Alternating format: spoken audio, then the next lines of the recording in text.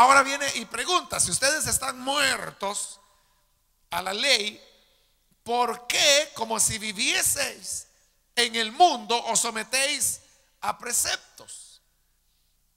Porque eso era lo que ocurría con los colosenses, que habiendo ellos creído en Jesús, y creer en Jesús significaba morir a la ley.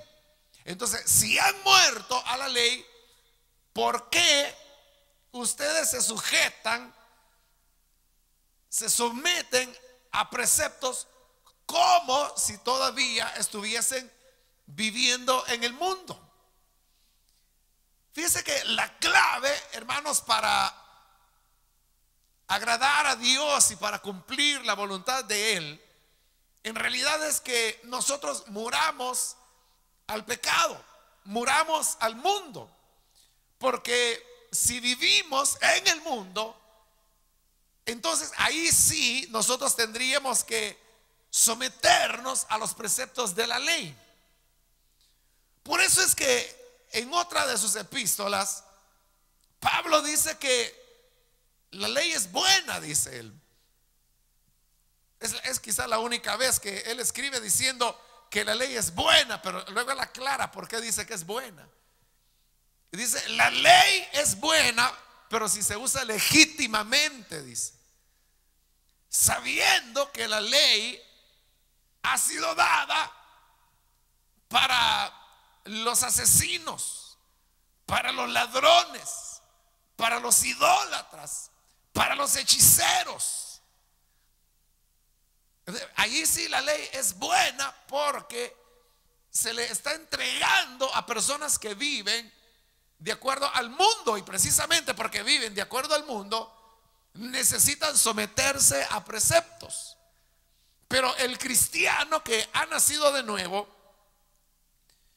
no se somete ya a preceptos porque no lo necesita, porque ha muerto al pecado, y habiendo muerto al pecado, entonces ya no anda como que si estuviese en el mundo. Por eso él pregunta: ¿por qué se someten a preceptos tales como, por ejemplo, no manejes, ni gustes, ni aún toques? Cuando ahí dice preceptos como no manejes, es decir, no tocar algo y manipularlo, se refería a ciertas normas de la ley que, por ejemplo, prohibían que un hombre utilizara algún utensilio que por alguna razón había quedado inmundo. Por ponerle un ejemplo, la Biblia decía, la ley de Moisés decía que si, por ejemplo, una mujer estaba en su periodo menstrual y ella iba y se sentaba en una silla, entonces el hombre o cualquier otra persona no podía tocar esa silla, porque si la tocaba, esa persona quedaba contaminada. Otras veces podía ser también que había algún utensilio que había sido utilizado para alguna, por ejemplo, por los gentiles, y entonces no lo podían tocar los judíos, porque ellos creían que si lo tocaban, lo manejaban, lo manipulaban, entonces ellos quedaban contaminados. A eso se refiere el mandamiento de no manejes. Pero luego dice ni gustes. Al hablar de gustar, se refería a que la ley de Moisés establecía cuáles eran los alimentos limpios y los alimentos impuros. Se prohibía, por ejemplo, comer cosas como la liebre, el conejo.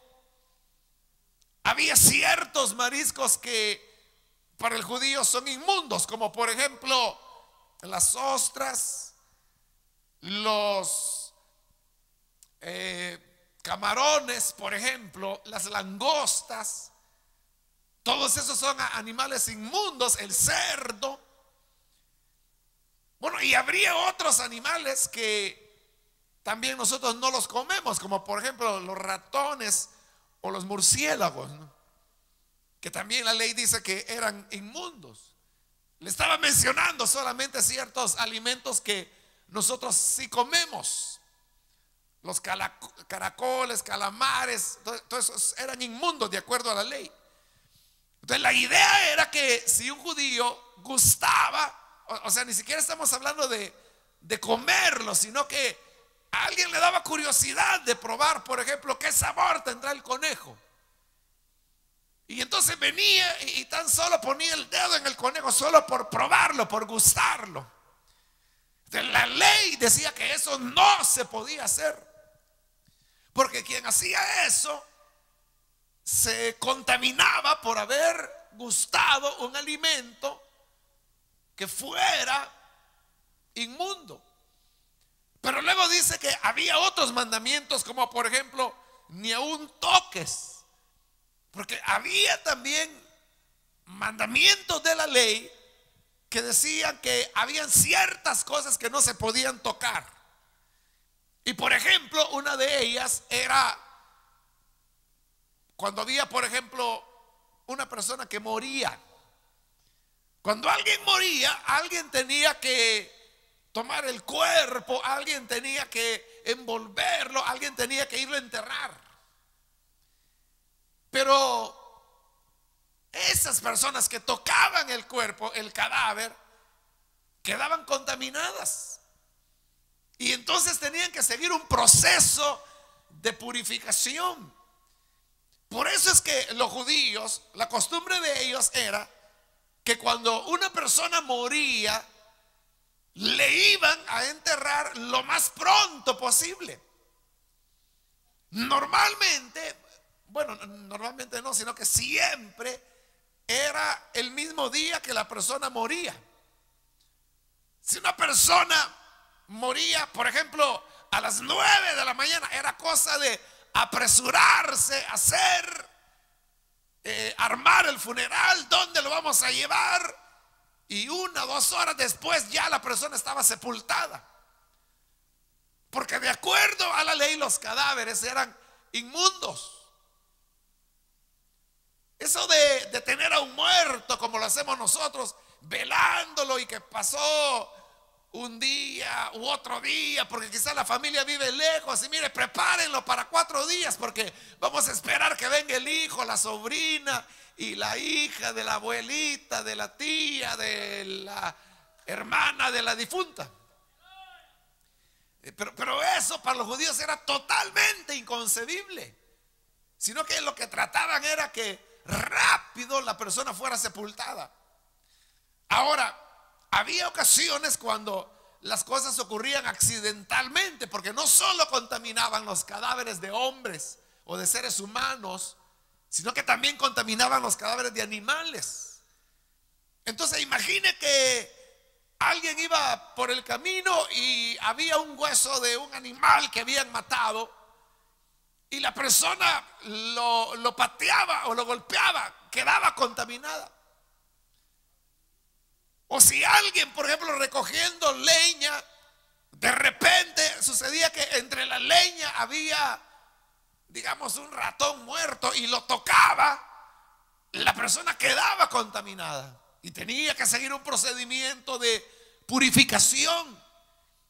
Por eso es que la ley decía no toques, no toques. Y ellos trataban, hermanos, de mantenerse toda la vida cuidándose de las cosas que de acuerdo a la ley era algo que les dañaba a ellos. Se recuerda que en una ocasión Jesús les dijo a los fariseos que ellos colaban el mosquito, pero se tragaban el camello. El camello es un animal inmundo también. Ahora, el mosquito, Dios no incluyó la lista de insectos dentro de los animales limpios e inmundos. Pero ahí es donde venía la fantasía de los fariseos.